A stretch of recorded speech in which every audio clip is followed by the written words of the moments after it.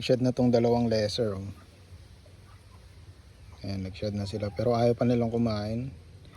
Trinay ko bigyan kanina. Ayaw pa nila. Ganda talaga nito mga normal. Oh. Parang mga gold yung kulay. Una talaga nag-shed yung mga normal eh. Ano, ang ganda.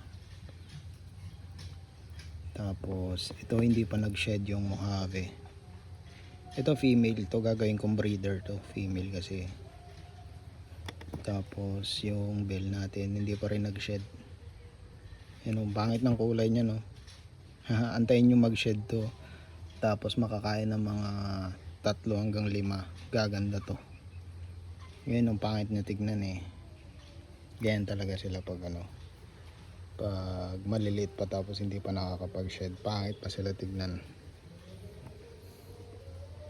Ganda. Mas maganda to sa personal. Medyo ano lang to sa camera. Medyo pangit lang yung itsura nila sa camera. Pero pag sa personal, gaganda ng mga to. Ganda na itong laser no. Kahit kamong laser lang siya pero ang ganda niya. Ang cute nila. Ang ganda ng kulay.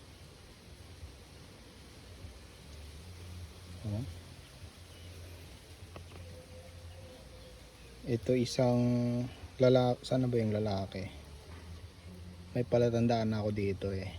Ito yung lalaki. Yung may mahabang line dito. Tapos ito naman yung babae. Yung may 3 line sa ulo. Ayan o. 1, 2, 3. Yung natatandaan ko na agad.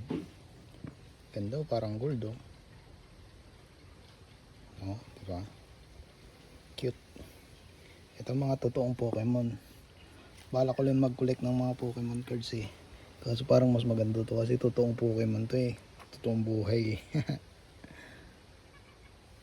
Ganda.